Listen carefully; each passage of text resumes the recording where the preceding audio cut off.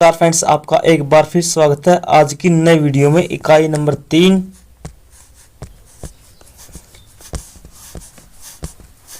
अध्याय नंबर 4 लड़के और लड़कियों के रूप में बड़ा होना। चलिए फ्रेंड्स, आज की वीडियो शुरू करते हैं बिना टाइम वेस्ट किए। नोट इम्पोर्टेंट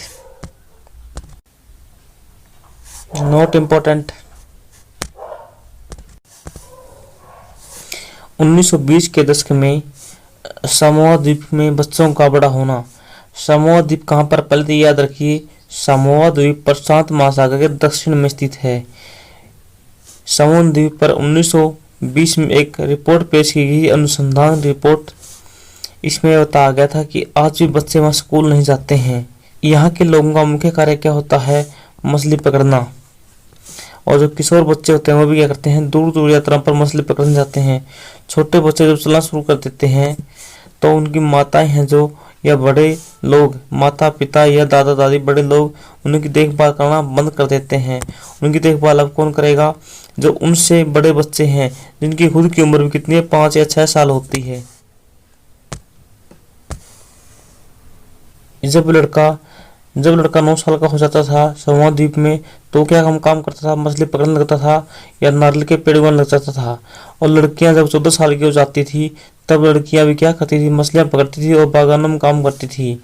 यहाँ के जो लड़के क्या काम करते थे? रसोई का काम अधिकतर करते थे। खाना पकाने का काम अलग से रसोई घरों में किया जाता था, किसी तरह लड़कों के द्वारा, और लड़कियां उनका मदद करती थी खाना बनाने के लिए। नोट इम्पोर्टेंट जो लड़के और लड़कियां होते हैं उनके खेल के खिलौने होते हैं, जो उनमें भी अंतर होता है। लड़कों को प्राय खेलने के लिए कारें, ट्रैक्टर, मोटरसाइकिल जैसी भी दिए जाते हैं। लड़कियों को गुड़िया दी जाती है खेलने के लिए। ऐसा क्यों किया जाता है? इन बच्चों को खिलौने इसलिए अलग अलग दिए जाते हैं क्योंकि जब वो बड़े होंगे तो स्त्री और पुरुष के दोनों के रास्ते क्या होंगे? अलग अलग होंगे। अगर विचार करें तो यह अंतर प्राय प्रतिदिन छोटी छोटी बातों में देखने को मिलता है। लड़कियों को कैसे कपड़े पहनने चाहिए, लड़के पार्क में कौन कौन से खेल खेलेंगे, लड़कियों को धीमी आवाज में बात करनी चाहिए, लड़कों को रोब से बोलना चाहिए, लड़कियों को प्यार से बोलना चाहिए। ये कुछ बातें होती हैं अलग अलग दोनों के बारे में। नोट इम्पोर्टेंट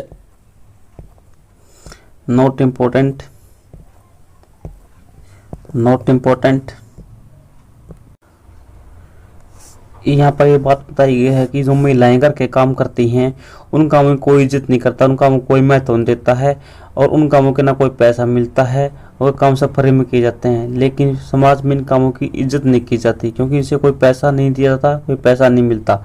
लेकिन ये काम घर के लिए बहुत ज़रूरी होते हैं, जैसे छोटे बच्चों का रख रखाव करना, अच्छा अपने बड़े बूढ़ों की सेवा करना, ये सब काम महिलाओं के होते हैं घर पे।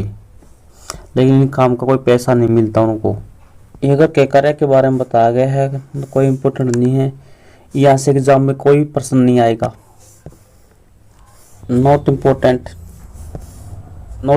है, इसमें ये बताया गया है कि जो ग्रामीण क्षेत्रों की स्त्रियां होती हैं और लड़कियों को जलाऊ लकड़ी के भारी बर्तन सिर पर ढोने पड़ते हैं। ये स्त्रियां हैं, लड़कियां हैं, गांव में हैं, जो सर पर क्या ढोती हैं? लकड़ियों गटर ढोती हैं। अच्छा, औरतें और लड़कियां घर के सारे काम करती हैं, साथ में सफाई करना, झाड़ू लगाना, वजन उठाने का काम भी करती हैं, कपड़े धोती हैं, और उठने और सामान लेकर चलने की जरूरत होती है। बहुत से काम जो खाना बनाने की होते हैं, यानी इसमें घरेलू काम के बारे में बताइए, इसे चूल्हे के बारे में बताइए। ये कोई एग्जाम के लिए इम्पोर्टेंट नहीं है। नोट इम्पोर्टेंट इस सारणी में क्या बताया गया है? राज्य का नाम दिए गए हरियाणा और तमिलनाडु।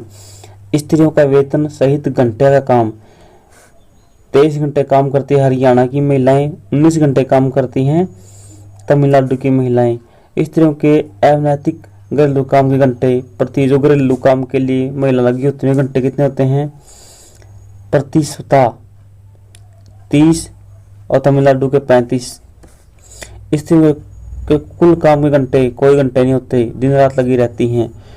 पुरुषों के वेतन सहित कार्य के कुल घंटे यहाँ पर पुरुषों के बताए गए हैं 38 घंटे हरियाणा के और 40 घंटे तमिलनाडु के। पुरुषों के अनैतिक घंटे घरेलू काम के घंटे 2 घंटे तो हरियाणा पुरुष घर के काम करते हैं और 4 घंटे काम करते हैं तमिलनाडु के पुरुष। और पुरुषों के कुल घंटे कुछ नहीं बताए गए हैं।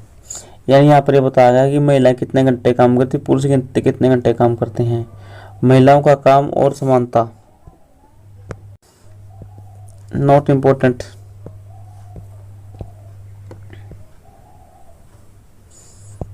व्यक्तिगत या पारिवारिक स्तर पर नहीं वरना शासकीय स्तर पर भी होने चाहिए। महिलाएं कहती हैं अपने लिए बस हमारे लिए क्यों परिवार के काम ही नहीं, हमारे तो शासकीय काम ही होने चाहिए। हम जानते हैं कि समानता हमारे संविधान में महत्वपूर्ण सिद्धांत है। संविधान कहता है कि स्त्रियां या पुरुष होने का आधार पर भेदभाव नहीं किया जा सकता, परंतु वास्तविकता में लिंग भेदभाव पाया जाता है। यानी लिंग भेदभाव मतलब महिला और पुरुष में भेदभाव पाया जाता है। सरकार इसके कारणों का समझने के लिए और इस स्थिति को सकारात्मक निदान ढूंढने के लिए वचनबद्ध है। उदाहरण के लिए सरकार जानती है कि बच्चों की देखभाल की और घर के काम का बोझ महिलाओं और लड़कियों पर होता है। स्वाभाविक रूप से इसका असर लड़कियों के स्कूल जाने पर पड़ता है। इससे ही निश्चित होता है कि क्या महिलाएं घर के बाहर काम कर सकेंगी, यदि करेंगी तो इसके किस प्रकार का काम कार्य क्षेत्र चुनेंगी। पूरे देश के कई गांवों का प्रशासन ने आंगनबाड़ियों और बलवाड़ियों खोली हैं। आंगनबाड़ी और बलवाड़ियाँ खोली गई हैं।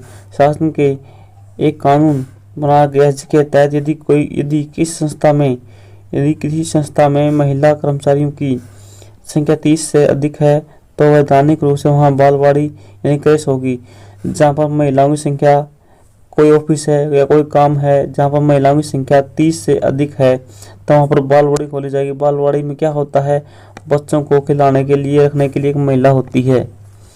दोहरा बोझ क्या होता है, जो गांव की महिलाएं हैं हरियाणा तमिलनाडु के, ये दोहरा काम करती हैं, खेत का काम भी करती हैं और घर का काम भी करती हैं। इस प्रकार से बोलते हैं दोहरा काम। खेत में जाकर काम करती हैं और घर पे आकर सारा काम करती हैं, इसे बोलते हैं दोहरा काम।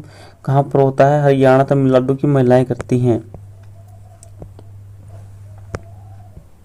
बालवाड़ियाँ होंगी तो बहुत सी महिलाएं हैं, लड़कियां हैं जो बहुत, इससे क्या होगा, इसका एक फायदा होगा कि जो महिलाएं घर से बाहर आकर काम करती है उनको सुविधाएं होंगी और इससे बहुत दूसरी लड़कियां स्कूल जाना संभव हो जाएगा। जो लड़कियां स्कूल नहीं जा पाती, अपने छोटे भाई बहनों को रखती हैं, वो स्कूल में जा सकेंगी बालवाड़ियां खुलने से।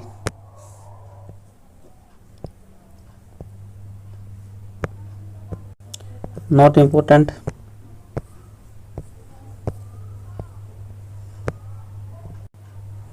Not important. अस्मिता या पहचान क्या होती है? आपको पता है पहचान क्या होती है? यह एक प्रकार से स्वयं से होने वाली अपने अस्तित्व के प्रति जागरूकता पैदा भाव है। एक व्यक्ति की कई अस्मिता हो सकती हैं। उदाहरण के लिए एक ही व्यक्ति को लड़की, बहन, संगीतकार की तरह अस्मिता हो सकती है। पहचान होती है कि किसी व्यक्ति की, किसी महिला की क्या पहचान है, क्या पैसा है। दोहरा बोझ 2 गुना वजन होता है। इस शब्द का महिलाओं के लिए प्रयोग किया जाता है। घर के भीतर महिलाएं जो घर के भीतर और घर के बाहर दोहरा काम करती हैं। देखभाल के अंतर्गत अनेक काम आते हैं। संभालना, ख्याल रखना, पोषण करना, ये सब देखभाल में आते हैं। जो महिलाएं हैं आमतौर पर ये सभी काम करती हैं और घर में छोटे बच्चों का और बड़े बूढ़ों का ख्याल महिलाएं रखती हैं। अवमूल्यता, जब कोई अपने काम के लिए उपेक्षित मान्य या स्वीकृति नहीं होती, जिस काम की कोई वैल्यू नहीं होती, अवमूल्यता होता है, तब वह स्वयं को अवमूल्यत महसूस करती है। यदि कोई महिला दिन रात घर का काम करती है लेकिन उसकी कोई फिर वैल्यू नहीं करता तो उसे बोला जाता है अवमूल्यत। उदाहरण के लिए देखें, अगर कोई लड़का अपने मित्र के साथ घंटों सोच समझ कर और बहुत खोज कर एक उपहार बनाता है, उसका मित्र उसे देखकर कुछ भी नहीं कह सकते, ऐसा पहला लड़का अवमूल्यत महसूस करेगा। ये लेसन यहीं पर समाप्त होता है। आप सभी को जय हिंद, भारत माता की जय। वीडियो को लाइक करें, चैनल को सब्सक्राइब करें और कमेंट में अपनी राय जरूर दें कि आपको क्लास कैसी लगी।